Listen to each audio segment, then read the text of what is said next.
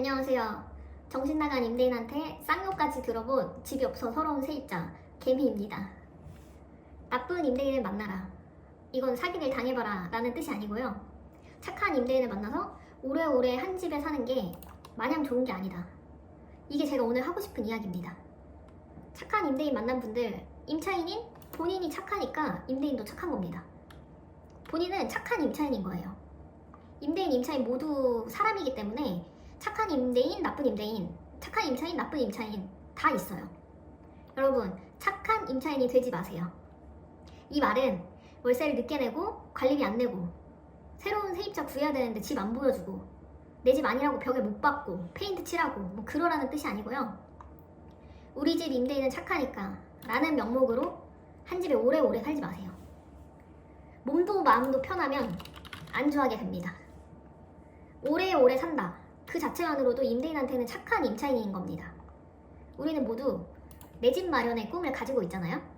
저만 갖고 있나요?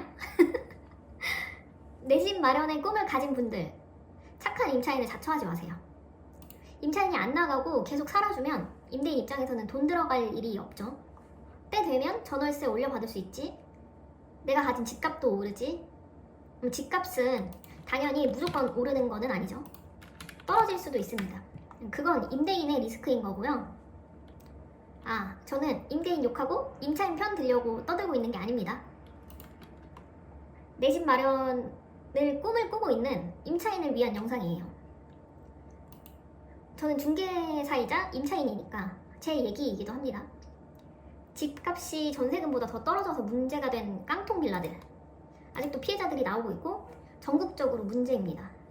이런 사태가 일어난 데에는 수많은 요인들이 있지만 사기꾼을 제외하고 집값이 떨어진 만큼의 금액을 이제 본인의 능력으로 채우지 못해서 전세 보증금을 반환하지 못하는 임대인들, 결과적으로 투자에 실패한 겁니다.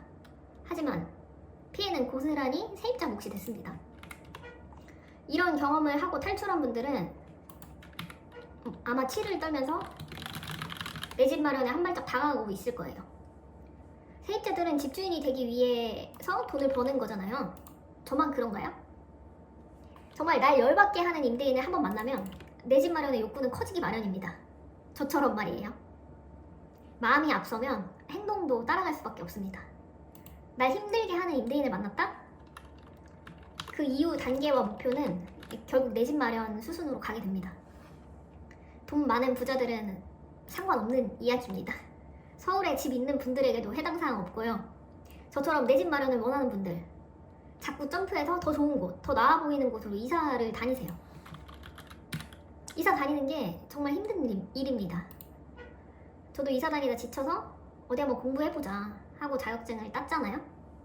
이렇게 내 이사도 아닌 남의 이사를 함께 할 줄은 몰랐지만 아무튼 저는 혼자 살면서 자의반, 타의반 10번 가까이 이사를 다녔거든요. 지역도 옮겨 다녔고 상가 건물에도 살아보고 다가구 주택에도 살아보고 빌라에도 살아봤습니다. 이게 다 경험이 되어 집을 보는 눈을 새로 끼우게 된 것 같아요. 더 좋을 거라고 생각했던 집도 막상 살아보면 단점이 눈에 보이고, 그렇게 그 다음 집으로 이사 갈 때 조건이 하나 더 붙게 되죠. 부동산 보는 시야가 넓어지는 겁니다. 돈이 많아서 한 번에 내 집 마련하면 제일 좋죠. 하지만 그게 아니라면 이사를 많이 다니면서 또는 직접 임장을 다니면서 겪어보는 게 제일 빠른 공부라고 생각합니다. 쓸데없이 이사 다녀라. 당연히 아니고요. 내가 현재 원룸 월세에 살고 있으면 다음 집은 원룸 전세 또는 월세를 낮추는 것을 목표로, 원룸 전세로 살고 있으면 투룸 전세를 목표로, 이런 식으로 목표를 높여가자는 거죠. 그렇게 이사를 다니다 보면 집에 묶이는 돈도 점점 커지겠죠? 그렇게 마지막에는 내 집 마련으로 가는 겁니다. 내 집 마련한 사람들은 상급지로 이동하기 위해서 또 돈을 벌고 공부를 하죠. 그렇게 자꾸 움직여야 뭐가 돼도 된다.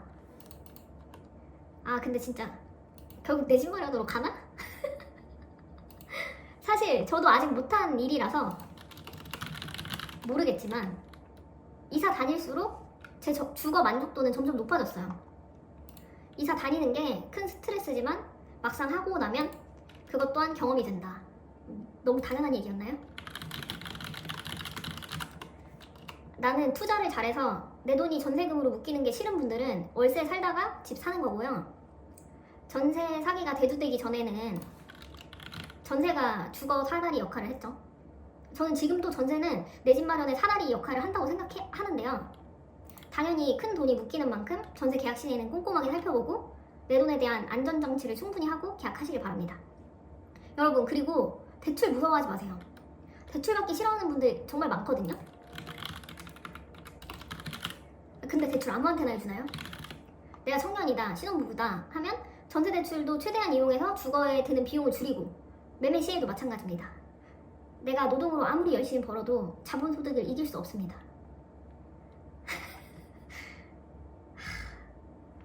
제가 살고 있는 이 집 계약 기간이 1년도 채 남지 않았습니다. 오늘 하루 종일 네이버 부동산 서울 집값 보다가 현타가 온 세입자입니다. 결국 모든 건 경험이 되어 더 좋은 결과를 이끌어줄 것이다 라는 말씀을 드리고 싶었습니다. 고기도 먹어본 사람이 많이 먹는다고 이사 다니는 걸 긍정적으로 생각합시다. 저만 부정적으로 생각해왔던 거죠? 내가 사는 집, 그리고 내가 앞으로 살고 싶은 집에 대한 관심을 계속 가지세요. 여러분, 뭐든 많이 경험해보는 게 좋은 것 같습니다. 저는 지금 아파트라는 새로운 장르를 경험하고 있습니다. 오피스텔 중개를 1년 넘게 했지만 아파트는 처음이라 이제 다시 또 초보 중개사입니다. 열심히 해보겠습니다.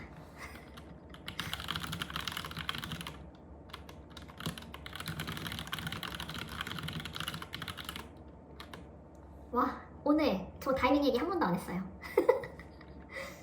아직도 다이빙에 미쳐 있습니다. 다이빙 못 가지만. 여러분, 저는 오늘도 출근했고요. 내일 저는 출근합니다. 출근해요.